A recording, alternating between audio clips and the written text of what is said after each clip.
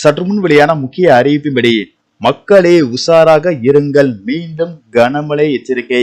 வளிமண்டல மேலடுக்கு சுழற்சி காரணமாக தமிழகத்தில் இன்று முதல் அடுத்த 7 நாட்களுக்கு பரவலாக கனமழை பெய்யக்கூடும் என வானிலை மையம் எச்சரிக்கை விடுத்துள்ளது. இதில் குறிப்பாக எந்தெந்த தேதிகளில் எந்தெந்த மாவட்டங்களில் கனமழை பெய்யக்கூடும் என்பதை பற்றி தான் நம்ம வீடியோல பார்க்க போறோம். வீடியோவை கடைசி வரைக்கும் முழுமையாக பாருங்க. வீடியோக்குள்ள போறதுக்கு முன்னாடி இந்த வீடியோக்கு ஒரு லைக் பட்டனை பிரஸ் பண்ணிக்கோங்க. வாங்க வீடியோக்குள்ள போகலாம்.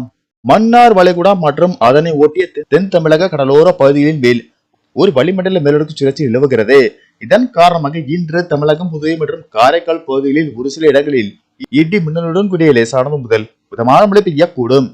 நாளை கோவை மாவட்ட மலைப்பகுதிகள், நீலகிரி, கடலூர், கள்ளக்குறிச்சி மற்றும் மயிலாடுதுறை மாவட்டங்களில் ஓரிரு இடங்களில் கனமழை முதல் மிக கனமழையும், தேனி, தென்காசி, சேலம், விழுப்புரம், திருவண்ணாமலை, அரியலூர், பெரம்பலூர், நாகப்பட்டினம், தஞ்சாவூர், திருவாரூர், புதுக்கோட்டை மாவட்டங்கள் மற்றும் புதுச்சேரி, காரைக்கால் பகுதிகளில் ஓரிரு இடங்களில் கனமழை பெய்ய வாய்ப்புள்ளது.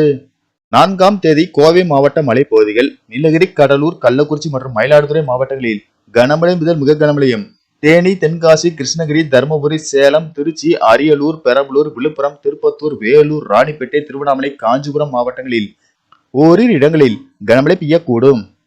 5ஆம் தேதி நீலகிரி, கோவை மாவட்டங்களில் கனமழை முதல் அதி கனமழையும், தேனி, தென்காசி, கிருஷ்ணகிரி, தருமபுரி, சேலம் மாவட்டங்களில் கனமழை முதல் மிக கனமழையும், திருநெல்வேலி மாவட்ட மலைப்பகுதிகள், கன்னியாகுமரி, திண்டுக்கல், திருச்சி, திருவண்ணாமலை, ஈரோடு, திருப்பத்தூர், அரியலூர், பெரம்பலூர், திருவாரூர், புதுக்கோட்டை, தஞ்சாவூர், சிவகங்கை மாவட்டங்களில் கனமழை பெய்யக்கூடும்.